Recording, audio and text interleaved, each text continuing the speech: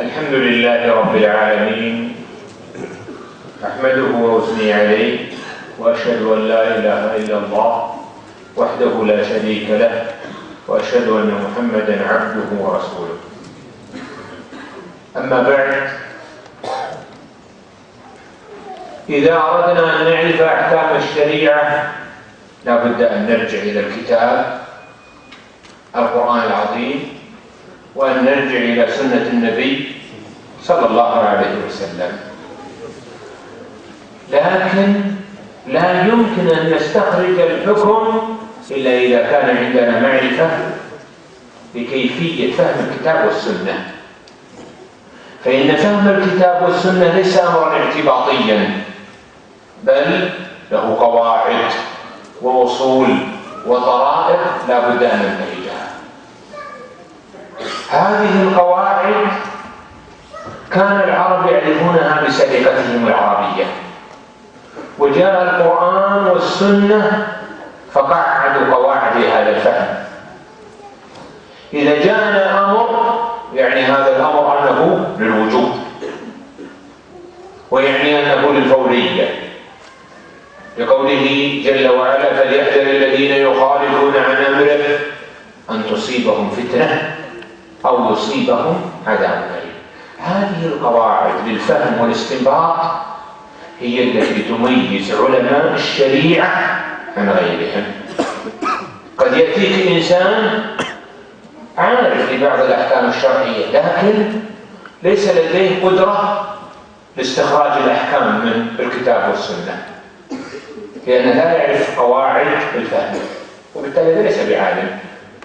إذن العالم من هو؟ القادر على استخراج الأحكام الشرعية من الكتاب والسنة، الذي يميز بين ما هو دليل وما ليس بدليل. هذا هو العالم. لو جاءنا إنسان عنده قدرة على الكلام لكن ما يفهم ولا يعرف دلالات الكتاب والسنة، ليس بعالم. واعظ، ممكن يكون واعظ ويكون داعية. لذلك لما قال جل وعلا: وإذا جاءهم أمر من الأمن أو الخوف أذاعوا به ولو ردوه إلى الرسول وإلى أولي الأمر منهم لعلمه الذين يستنبطونه منهم. ما معنى يستنبطونه؟ أي يستخرجون الحكم من الأدلة الكتاب والسنة. هذا الاستخراج له قواعد يبحثونها في علم اسمه علم أصول الفقه. فنحن الآن نريد أن نوجد عقليات تطبق الكتاب والسنة على واقع الناس. كلما جاءنا حادثة رجعنا إلى الكتاب واستخرجنا الحكم منها. كيف نفعل هذا؟ كيف نستطيع؟ بشيئين: دراسة الكتاب والسنة، والأمر الثاني معرفة قواعد الفهم والاستنباط، معرفة قواعد علم أصول الفقه. إذا أخذنا في التفاريع من باب التمثيل فلا بأس، أما إذا اشتغل الإنسان بالكتب الفروعية وترك دراسة الكتاب والسنة فلن يصبح عالما، سيصبح مقيدا. دراسة هذه الكتب طيب، لكن أن تشغل حياة الإنسان كلها حينئذ لا يتخرج عالما. قواعد علم الأصول منها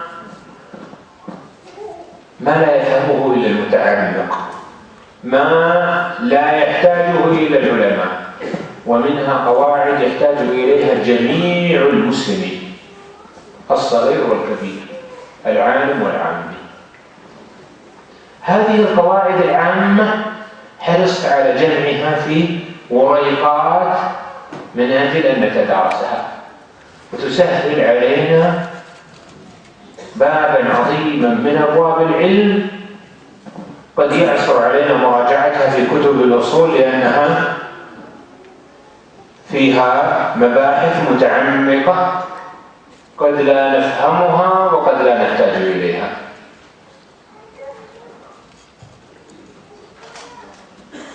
هذه المسائل التي يحتاج إليها العموم من فروض الأعيان يجب على كل مسلم أن يدرسها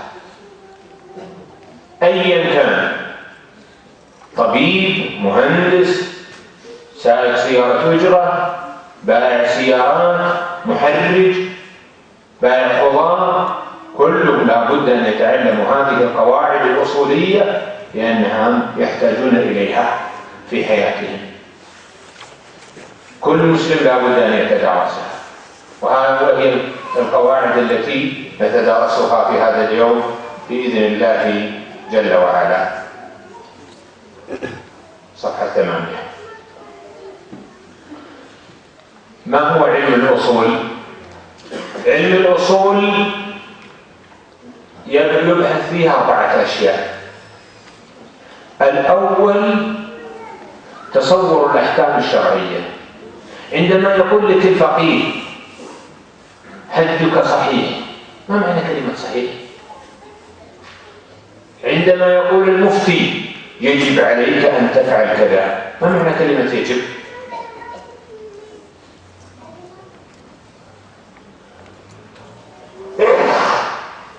الحمد لله.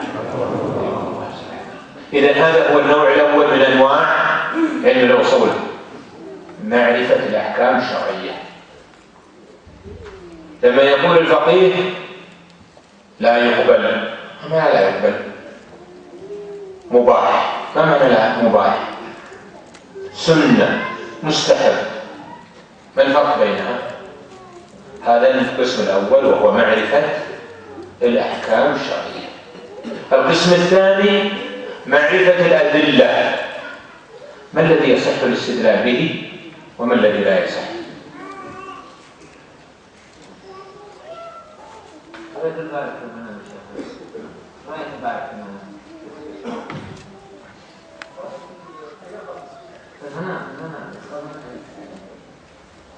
الرؤية المنامية التي رآها الشيخ يجب العمل بها أو لا يجب؟ هل هي دليل من أدلة الشرع أو لا؟ أين العلم الذي يفرق بين ما هو دليل وما ليس بدليل؟ إذا ألقي في روع الإنسان على جهة الإلهام بعض الأحكام، هل نجعل منها أدلة أو نجعل هذا مما يستخرج به أحكام؟ قول زيد أو إمام المسجد الكبير أو الفقيه، هل هو حجة شرعية أو ليس بحجة شرعية؟ وعلى من يكون حجة شرعية؟ هذا القسم الثاني من أقسام علم الأصول، ما يكون دليلا وما ليس بدليل. الثالث قواعد الاستنباط والفهم. إذا قلت لك أن تفهم الدرس جيدا جزاك الله خيرا، هل معنى أن البقية لا يفهمون الدرس؟ هل يسمونه مفهوم أو يسمونه دليل الخطاب؟ ايش يسمى؟ دليل الخطاب، له شروط وضوابط. هناك مفهوم موافقة، هناك مفهوم صفة، هناك مفهوم تقسيم، هناك دلالة إشارة، دلالة تنبيه، دلالة إيمان. إذن عندنا كل شيء ضبطناه. علماء الشريعة من فضل الله عز وجل ضبطوا قواعد الفهم. إذا جاءنا لفظ، ما هي الألفاظ العامة وماذا يترتب على اللفظ العام وما هو اللفظ الخاص؟ الأوامر ماذا يترتب عليها؟ النواهي ماذا يترتب عليها وما هي دلالاتها؟ هذا كله يسمونه قواعد الفهم والاستنباط. اسكت، هذا فعل أمر، على أي شيء يدل؟ هل الأمر بالشيء نهي عن ضده وهو الكلام أو ليس كذلك؟ ومن أين أخذ؟ وكيف يؤخذ الضد ويعرف؟ هذه يسمونه ايش؟ قواعد الفهم والاستنباط. القسم الرابع ما يتعلق بالمجتهد والمقلد. من الذي له الأهلية لأخذ الأحكام من الأدلة، ومن هو الذي ليس لديه أهلية؟ وإذا لم يكن عنده أهلية ماذا يفعل؟ إذن هذا هو القسم الرابع. علم الأصول علم شرعي، وبالتالي من درسه تقربا لله من أجل الآخرة فهو مأجور مثاب. إذن هذه فائدة من فوائد علم الأصول. علم الأصول ينقلك من كونك عاميا إلى كونك مجتهدا. علم الأصول يجعلك تفهم الكتاب والسنة وتنزلها على المراد منها. علم الأصول في التعريف للكلمات التي يستعملها العلماء. نجي نقرأ في كتاب يقول المؤلف دل اللفظ بدلالة التنبيه على كذا. إيش معنى دلالة التنبيه؟ لما يأتي الفقيه نقرأ في كتاب من كتب أهل الإسلام تخريج المناط، تنقيح المناط، تحقيق المناط. إيش المعنى هذا؟ أين ندرس هذه الألفاظ؟ في علم الأصول. هناك ألفاظ كثيرة. واقعة عين، إيش معنى واقعة عين؟ ماذا يترتب عليه؟ إذا درسنا علم الأصول تمكنا من ضبط ألفاظنا وجعلنا ذلك لا نستعمل الكلمة إلا بقدر معناها. كم من إنسان منكم تكلم بكلمة ثم بعد ذلك قال هذه المعنى أزيد من المعنى الذي يريد أو أنقص، لو قلت كذا كان أحسن. لماذا؟ لأنه لم يدرس علم الأصول الذي يجعل الإنسان ينتقي الكلمات التي تدل على مراده. قال أنت قلت كذا، قال لكن ما أريد هذا المعنى الذي ذكرت. قال هذا معناه. من أين حصل الخلاف؟ لأنه ما يقدر الألفاظ ولا يعرف المعاني التي تدل عليها. الفقيه فلان يفتي بكذا والفقيه فلان يفتي بكذا. من أين أقدر على التمييز بين كلامهم؟ بواسطة هذا العلم من الأصول. تجدون الآن برامج فتوى في القنوات، فلان يفتي بكذا. كيف أعرف أن هذه الفتوى مؤصلة ومبنية على استدلال صحيح من دليل صحيح، أو هي مجرد تخرصات وأقوال غير مستندة إلى أدلة؟ بتعلم هذا العلم، علم الأصول. علم الأصول يمكنك من التأدب مع العلماء ويعرفك بطريقة السؤال إذا أردت أن تسأل. لذلك هذا العلم له أهميته. مما يتعلق بهذا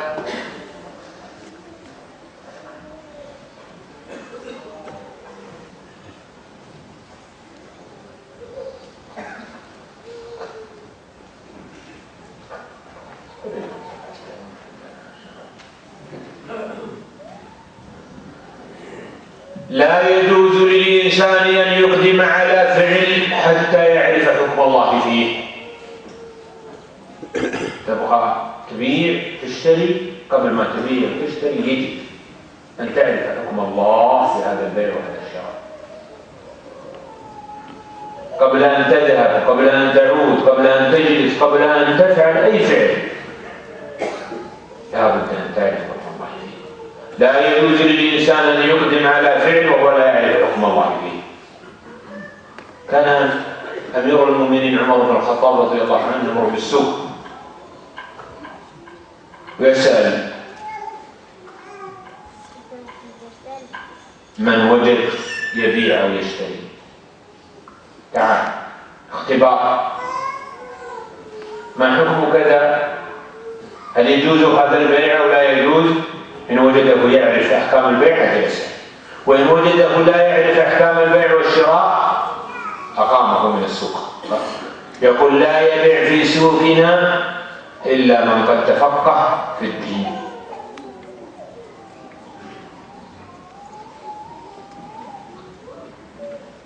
لماذا نلتزم بالأحكام الشرعية؟ أنت إذا عرفت الحكم في أي فعل تتمكن بذلك من التقرب لله بذلك الفعل. أن تتمكن من قلب حياتك كلها لتكون طاعة إذا عرفت حكم الله في ذلك الفعل. جاء تغديتوا ولا بعد؟ تغديتوا؟ ها؟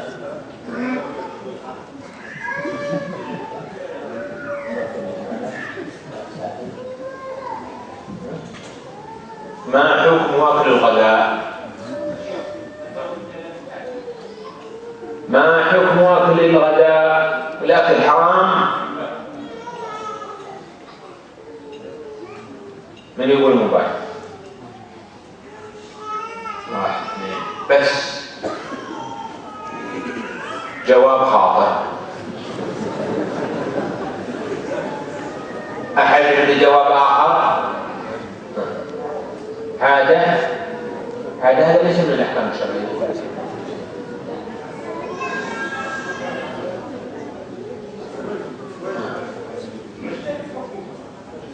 مباح، مندوب، واجب، كل هذا جواب خطأ.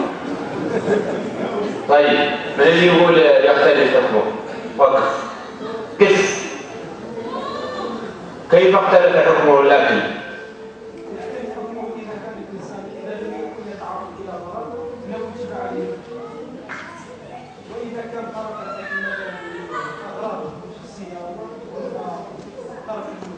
جواب ناقص.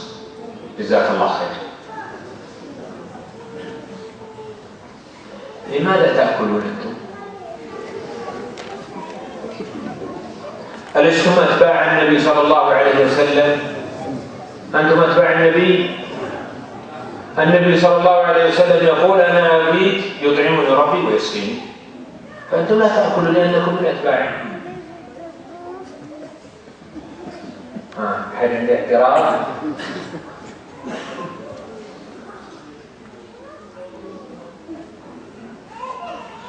النبي صلى الله عليه وسلم ألم يقل وأصوم وأفطر؟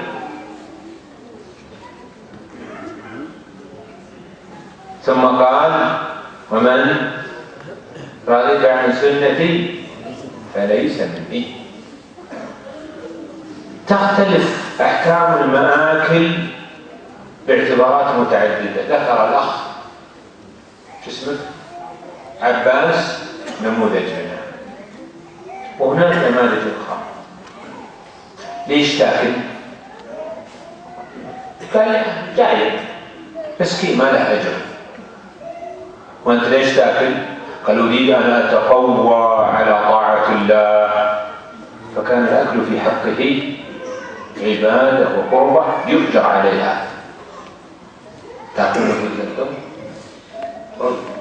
كل حبة رز يكون له أجر عليها.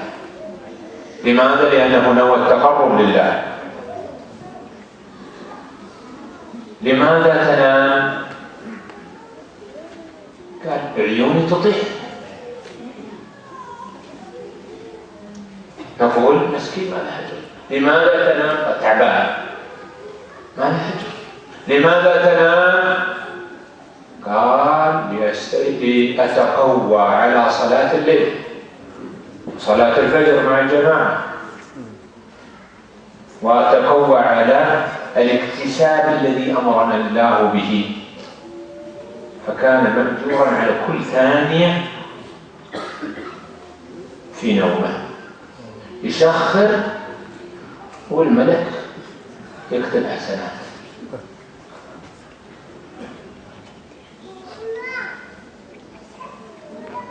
طيب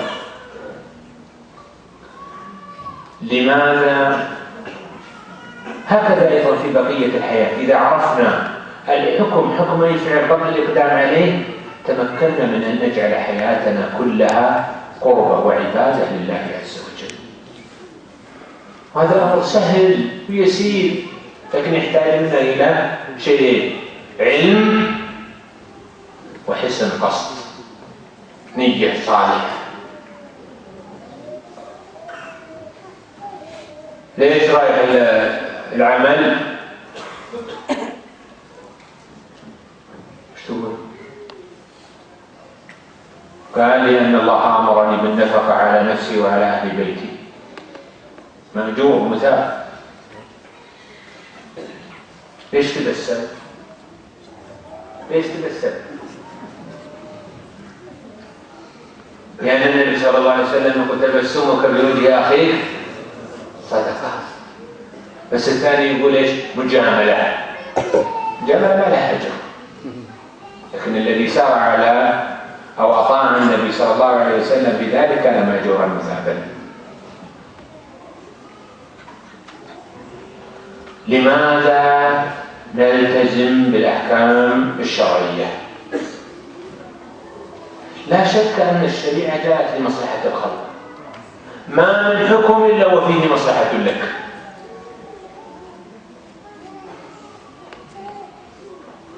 قال تعالى: وما أرسلناك إلا رحمة للعالمين. وقال: اليوم أكملت لكم دينكم وأتممت عليكم نعمتي ورضيت لكم الإسلام دينا. لكن مرات هذه الحكمة والمصلحة تظهر ومرات تكون خفية. لماذا نلتزم بأحكام الشريعة؟ ليس من أجل الدنيا والمصالح الدنيوية، نحن نلتزم بأحكام الشريعة طاعة لله ومن أجل الحصول على الأجر الأخروي، نريد دخول الجنة. قال: ليش تصوم؟ قال: يا أخي الصوم يبعد الأمراض، والصوم يبعد السمنة، والصوم يبعد السكر، والصوم مسكين ما له أجر، لأنه لم ينوي بذلك التقرب لله ولم ينوي الأجر الأخروي. لماذا صليت صلاة الاستسقاء؟ قال: والله المزرعة محتاجة الأمطار لعل الله ينزل المطر. هذا ما له أجر. لكن ليس عليه وزر لأنه جعل الصلاة لله. الذي يؤجر هو الذي ينوي بعمله التقرب لله من أجل أن ينيله الآخرة. من كان يريد الآجلة عجلنا له فيها ما نشاء لمن نريد ثم جعلنا له جهنم يصلاها مذموما مدحورا، لأنه ما قصد الآخرة. ومن أراد الآخرة وسعى لها سعيها وهو مؤمن فأولئك كان سعيهم مشكورا. إذن لا يحصل على أجر الآخرة إلا من نوى الآخرة. من نوى المصلحة الدنيوية في العمل ما له أجر. إنما الأعمال بالنيات. طريقة استخراج الحكم الشرعي صفحة 15. الناس على صنفين: علماء فهؤلاء يرجعون إلى الكتاب والسنة مباشرة. كيف يرجع إلى الكتاب والسنة؟ عنده قواعد للفهم والاستنباط يطبقها، وعنده معرفة بالنصوص متوافقها ومتعارضها وكيفية الجمع بين هذه النصوص المتعارضة. القسم الثاني من الناس من لم يكن قادرا على الاجتهاد واستنباط الأحكام من الأدلة. ماذا يفعل؟ فاسألوا أهل الذكر إن كنتم لا تعلمون. وهذا يحتاج أيضا لدراسة الأصول علشان يفرق بين من يجوز سؤاله ومن لا يجوز. ليس كل من خرج في القنوات يجوز سؤاله، وليس كل من تصدر للفتوى يجوز سؤاله، وليس كل من قام بالتدريس يجوز سؤاله. هناك مواصفات سنأتي إليها بعد قليل.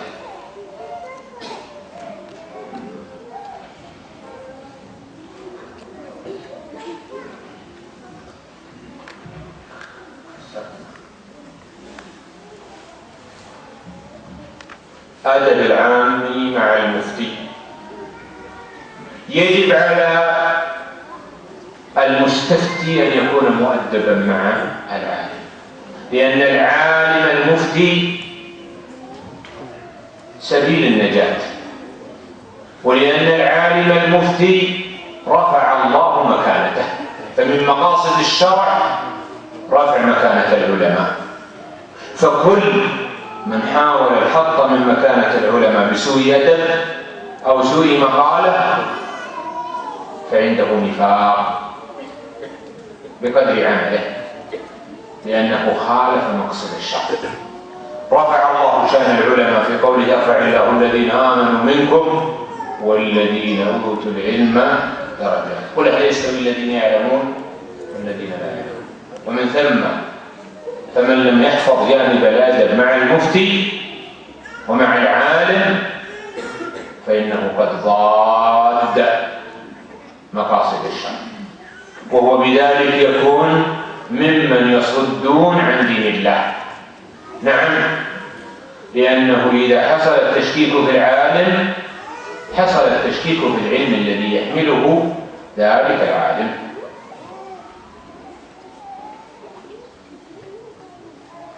أيضا مو بكل وقت تتصلون على العالم، يجي الساعة 2 يكلم، نعم قال قبل 20 سنة سويت كذا، صح النوم يا أخي هذا وقته، توقظني من النوم علشان مسألة قبل 20 سنة.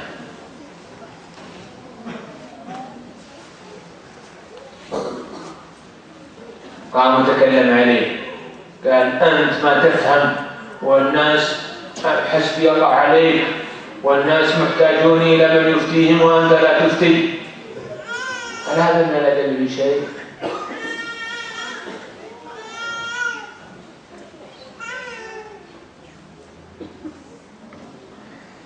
إذا سألت العالم وش الدليل؟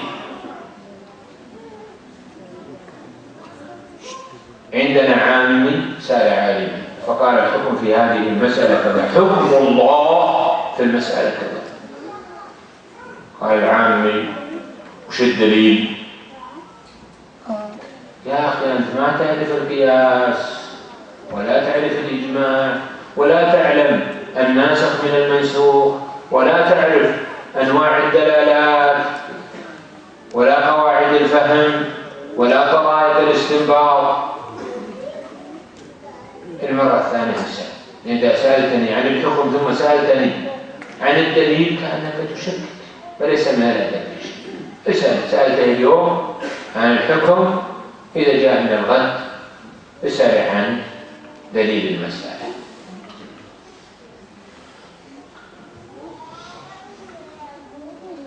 وجدنا في قناة من القنوات شخصا يفتي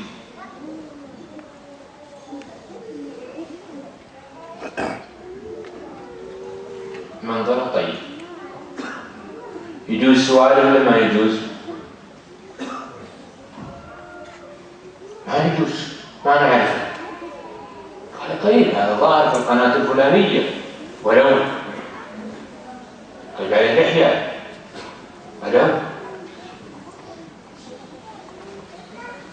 مسائل الدين لا بد أن تثق فيها، ولا يجوز للمرء أن يأخذ بفتوى إلا من يثق به في علمه ودينه. تبين من بكرة أن هذا اللي في البرنامج هو اللي يضرب المعازف عنده في القناة وأكل اللحية. لو أخذنا الفتوى يمكن إيش؟ يوقع لنا من الضرر والشر الشيء الكثير. جاءوا في أوتوبيس، تسمون أوتوبيس ولا تسمون؟ طيب احنا نسميه باص، طيب نسميه حافلة. جاءوا 45 شخص، والذين يعملون معهم 4 والسائق هو الخامس، أصبحوا 50 شخصا.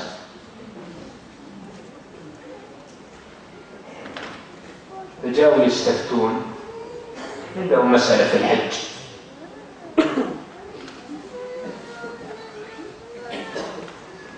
وجدوا شخص في الشارع وقال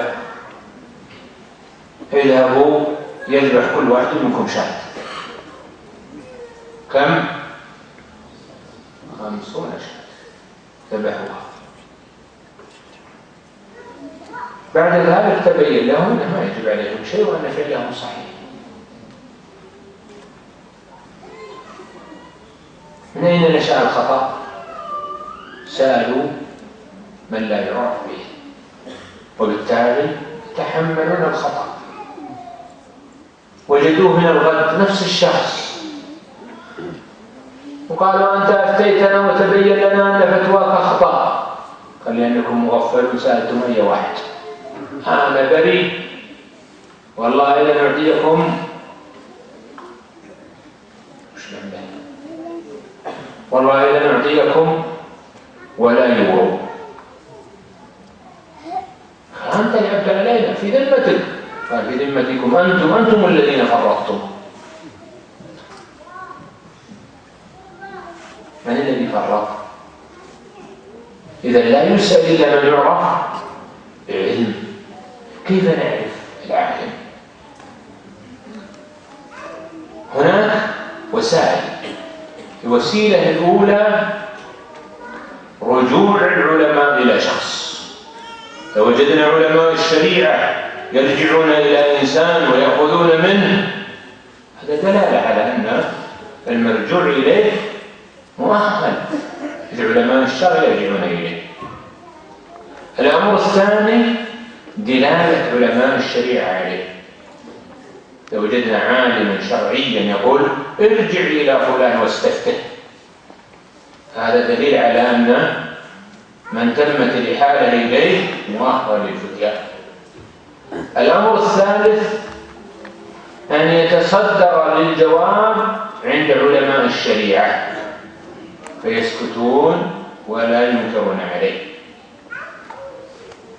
أما الذي يتصدر في القنوات هذا ما تصدر عند علماء الشريعة ولا أقره علماء الشرع.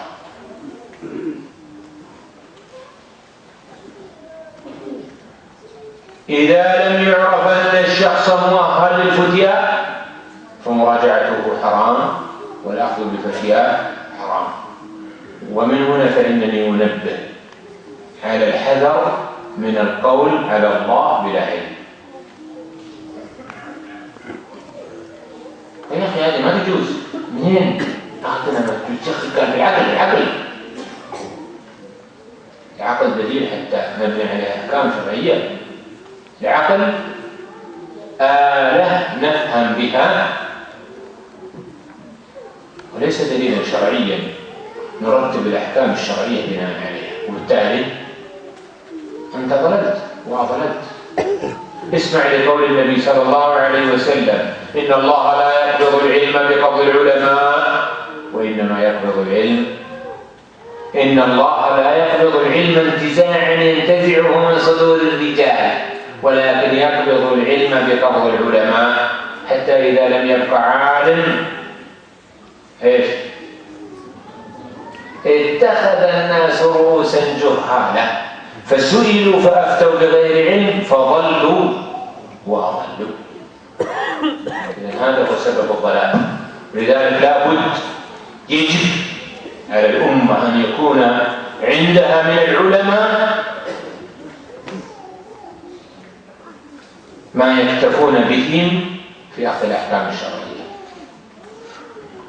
ومن ما يحز في النفس قلة العلماء في هذا الزمان. العلماء نوادر وبالتالي هؤلاء العلماء هم الذين يحمي الله بهم الأمة من الضلال. هم الذين يرشدون الأمة إلى ما ينفعهم. هم الذين يوضحون أحكام الشريعة. هم الذين ينزلون الحوادث الجديدة على أحكامها الشرعية. وبالتالي الحاجة الشديدة لهم، الحاجة الشديدة للعلماء. كم عدد المسلمين في العالم؟ مليار نصف. كم عدد المفتين المؤهلين للفتيا؟ قلة، نوادر.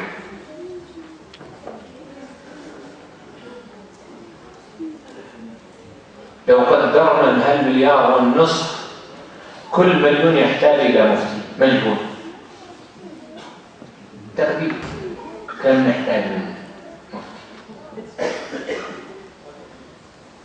بس طيب مليون كم يأتي لهم من المسائل يوميا؟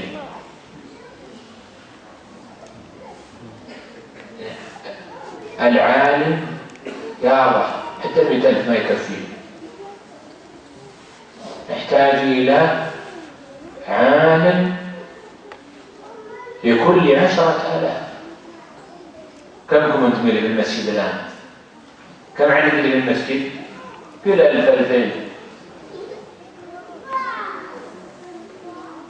قدرنا الذين في هذه البلاد من المسلمين كم؟ 5 مليون. معناها أننا نحتاج أقل شيء إلى 500 عالم في فارس، بس فارس. ما هو بالإنسان يحفظ الأحكام ويحفظ أقوال العالم، وهو الذي يتمكن من فهم الكتاب والسنة ويستخرج أحكام الوقائع الجديدة من الكتاب والسنة. ولذلك الوضع مزري مؤسف، ما عندنا.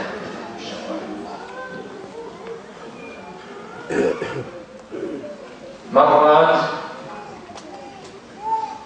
إذا سأل العالم، إذا سأل المستفتي أحد العلماء عن مسألة، فالأصل أنه يجب عليه أن يعمل بقوله وأن يبقى عليها، إلا إذا علم مخالفة هذه الفتوى بالأدلة الشرعية، لأننا لا نأخذ بقول العالم بأنه فلان، وإنما لأننا نظن أنه يقربنا إلى الشرع. سأل عالما من العلماء إنسان عنده زوجة طلق، قال لها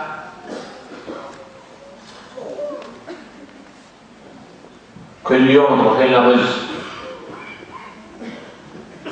كذا كل يوم طبخ المكرونة، وشوفي إذا طبخت المكرونة بعد اليوم فأنت طالق.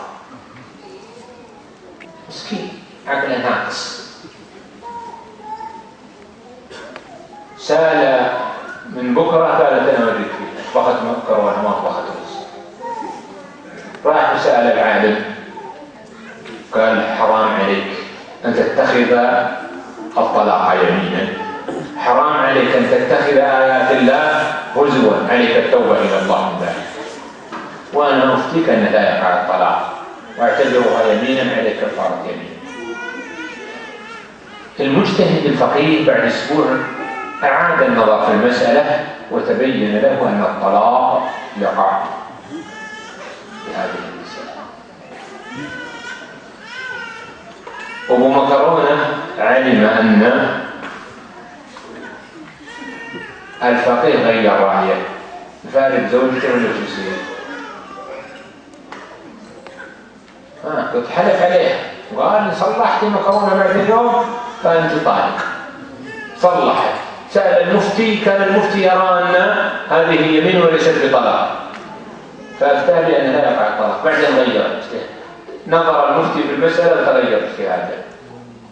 يفارق ولا ما يفارق؟ يقول ما دام أنه عمل بفتوى في الزمان السابق استمر عليها. لكن لو قال له مرة ثانية صلحت مكرونة فأنت طالق، حينئذ يعمل بالقول الجديد للفقيه. كان يا أخي من المفتين ما ندري شو يسوي، هذا فلان وهذا فلان وهذا فلان، من نسأل؟ ونسأل المؤهل للفتية. قال أنا عندي 4 كلهم مؤهلون للفتية. قلنا ما دام كلهم مؤهلون للفتية اسأل أي واحد، لا يلزمك أن تسأل فقيها بعينه. قال طيب أخي هذا يشدد وهذا يخفف، ما دام أنهم يعملون بمقتضى الأدلة مو بأهواءهم وآرائهم وليسوا متساهل في الفتية فيجوز لك أن تسأل أي واحد منهم. قال طيب أنا سألتهم جميعا، واحد قال حرام، واحد قال واجب، واحد قال مباح، واحد قال مكروه، بأي قول أعمل؟ نقول حينئذ أنت أصلا أخطأت، كنت تسأل جميعا، اسأل واحد واكتفي بقوله. إذا علمت بقول أكثر من عالم وعلمت أن أقوالهم مختلفة وجب عليك الترجيح بين أقوالهم. كيف الترجيح؟ نقول ب3 صفات: العلم والورع والأكثرية. إذا أفتى عالم بشيء، ومن أجل العلماء يفتون بغيره، اشترك الشرع في قول 100 ولا في قول 1؟ قول 100 أقرب لأن يكون هو الشرع. إذا أفتى زيد الفقيه الأعلم بشيء وأفتى خالد بشيء مخالف وخالد أقل في العلم من زيد، فحينئذ تعمل بقول زيد، لأنك تظن أن زيدا أقرب أن يكون قوله موافقا للشرع.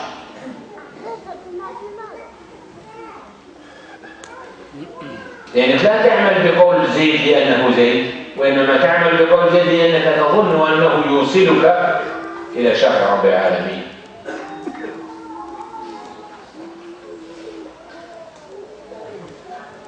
تقليد المتساهل بالفتيا صفحة 26.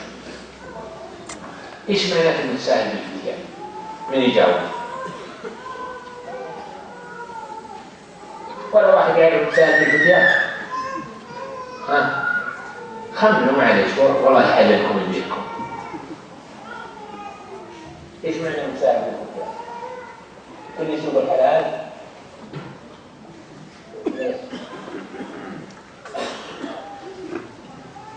الشريعة سهلة ليلة لكنها تحقق مصالح الخلق. بعض المرات يظن الناس أن السهل هو الموافق للهوى، لا، قد تكون مخالفة الهوى هي الأسهل. أنا هواي إني آخذ ثياب أخي وألبسها عن البلد، هذا هواي ورغبتي. فلما أجد فقيه يقول يجوز أن تأخذ الثياب، هل هذه الفتوى أسهل؟ موافقة لهواي لكنها ليست أسهل، ويترتب عليها من المفاسد الشيء الكثير.